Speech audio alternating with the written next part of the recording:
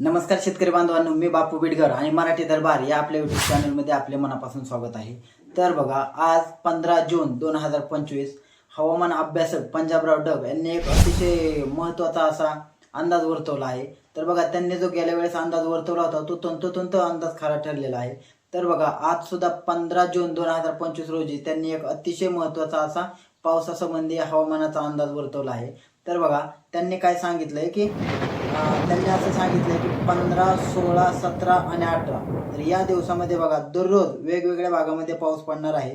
त्याच्यामुळे शेतकऱ्यांनी पेरणीसंबंधी विचार करायचा आहे। त्यांनी असंही सांगितलं आहे की 1 फूट जर जमिनीमध्ये खोल असेल तर शेतकऱ्यांनी पेरणी करायला काही हरकत नाही।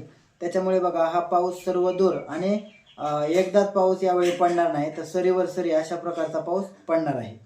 तर बघा, पूर्व विदर्भ असेल, पश्चिम विदर्भ असेल, उत्तर महाराष्ट्र असेल, कोकण पट्ट्या असेल, खानदेश असेल, मराठवाडा असेल, तर या भागामध्ये सुद्धा आता दररोज पाऊस या 18 तारखेपर्यंत पडणार आहे।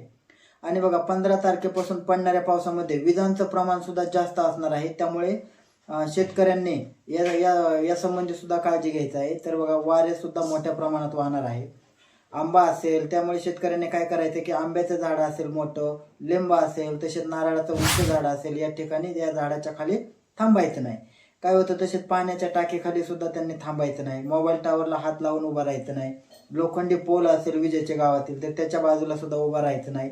त्यामुळे या भागावर काय होतं, तर विजा पडण्याचं प्रमाण जास्त आहे आणि ते विजा पडत सुद्धा आहे। तर बघा, तुम्ही जर शेतात काम करत असाल आणि विजा चमकायला लागल्या तर त्वरित घरी जायचं आहे। हातातलं जे काय काम असेल ते सोडून घरी जायचं आहे। आणि तुमच्या शेतात जर तुमच्याबरोबर मजूर कामाला असतील तर त्या मजुरांना सुद्धा ताबडतोब घरी लावायचं आहे।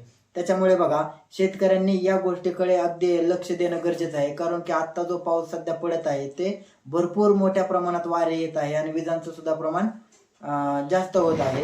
कारण विजा पडण्याचं प्रमाण आता खूप मोठ्या प्रमाणात वाढत आहे। त्याच्यामुळे शेतकऱ्यांनी यांनी सांगितल्याप्रमाणे काळजी घ्यायची आहे। धन्यवाद।